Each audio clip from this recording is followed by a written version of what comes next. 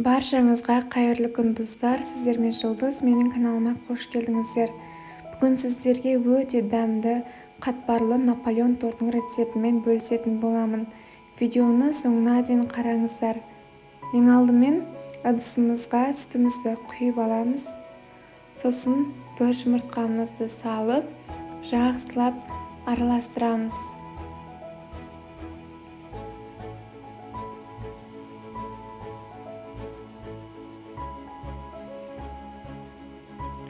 Сосын шай қасықпен жарты қасық содамызды алып, оған кішкене ғана уксус құямыз.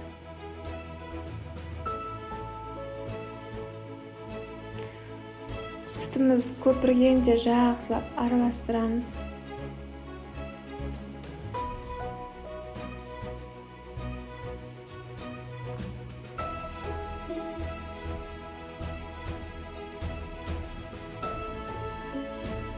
Сосын ыдысымызға бөлме температурасындағы майды салып, оның үстіне сүтімізді құямыз. Майымызды ерітіп аламыз. Жақсылап араластырып,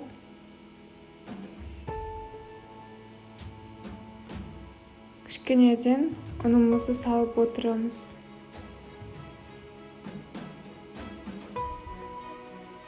Жұмсақ қамыр илейміз.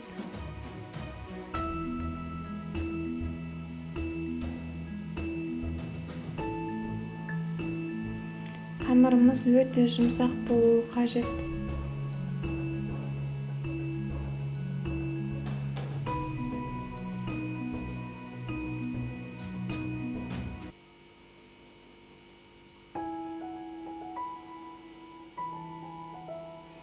Мен осындай жұмсақ қамыр жасадым.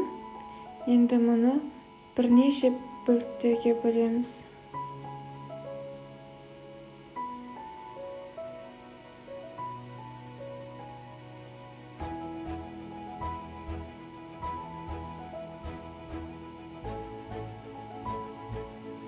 Мен сразу пергамент қағазына жайып алдым.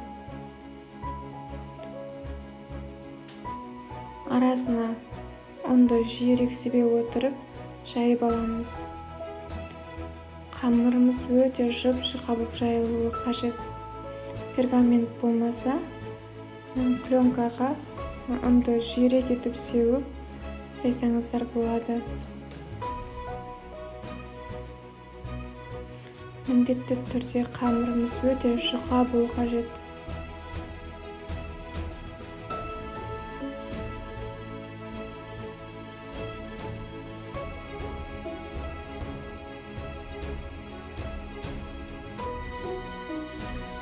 Осындай картонмен ойып алдым.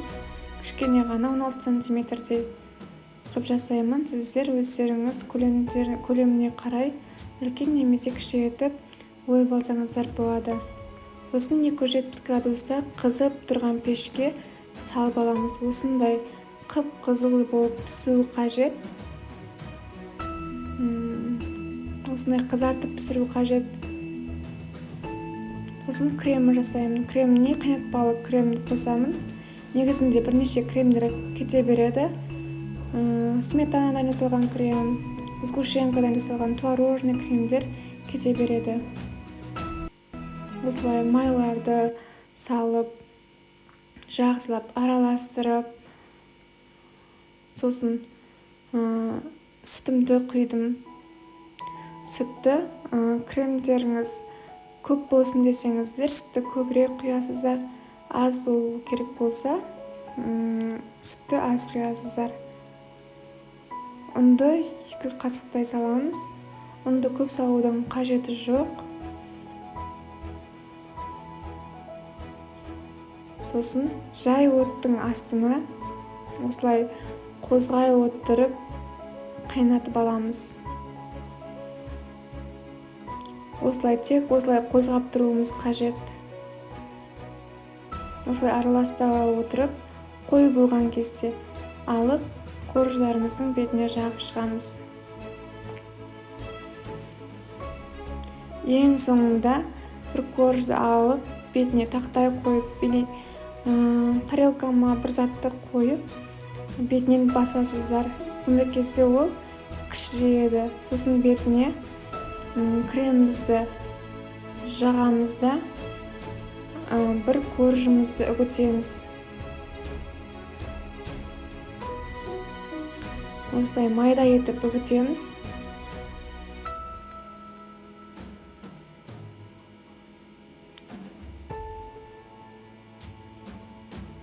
Сосын бетіне сеуіп шығамыз. Мен бетіне жан-жанына сеуіп, шет-шетін тегістеп шықтым. Міне осындай торт шықты, дәмі өте керемет шықты. Сіздерге жасап көруге кеңес беремін. Менің каналыма тіркеліп, лайк басып қоюды ұмытпаңыздар.